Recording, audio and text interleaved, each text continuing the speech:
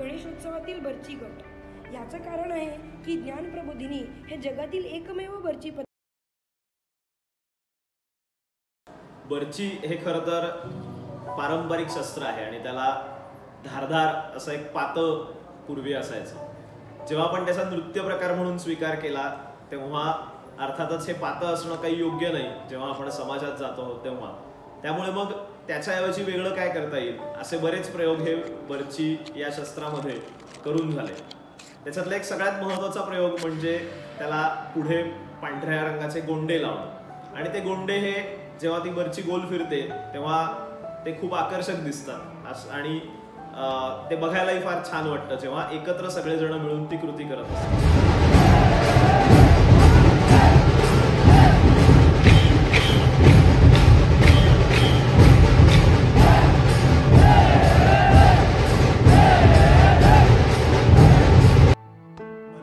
शिकताना तो सगळा 30, 40, 50 जणांचा गट एकत्र येणं, त्यांनी सामूहिक कृती एकच कृती सतत करत राहणं, कितीही दमलो तरी बाकीच्यांकडे एकमेकांकडे बघून स्वतःचा उत्साह वाढवत राहणं, बाकीच्यांना उत्साह देत राहणं, हे बर्ची नृत्याचं खूप वैशिष्ट्य मला वाटतंय।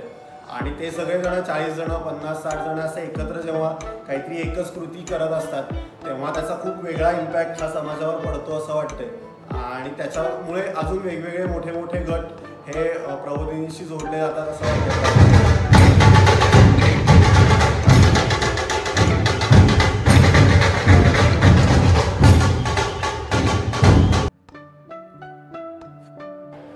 बर्ची नृत्य आणि माझा पहिला संबंध कधी आला असा मी विचार करत होतो आणि 11वीमध्ये असताना माझ्याच वयाचे सगळे युवक आम्ही शनिवारी एकत्र जमायचो आणि गणेशोत्सव आला की त्याची जोरदार कसून प्रॅक्टिस बर्ची नृत्याची व्हायची आणि त्या सगळ्यामध्ये भरपूर दमणं असेल, एखादा हात त्यातला शिकण्यासाठी घेतलेले विशेष प्रयत्न असतील, रात्री जमून ढोलाच्या तालावरती उपासना मंदिरामध्ये केलेला विशेष सराव असेल, असे नक्की मला आठवत आहे।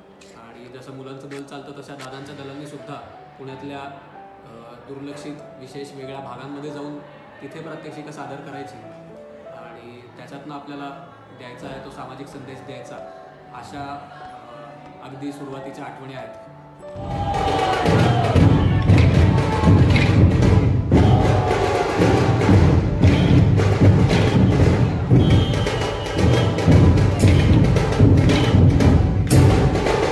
या काळामध्ये पुण्याच्या आसपास जो वेगवेगळ्या मावळांचा भाग आहे त्याच्यामध्ये लेझिम आणि झांजा हे ढोल ताशांच्या गजरावरती वाजवण्याची पद्धत होती।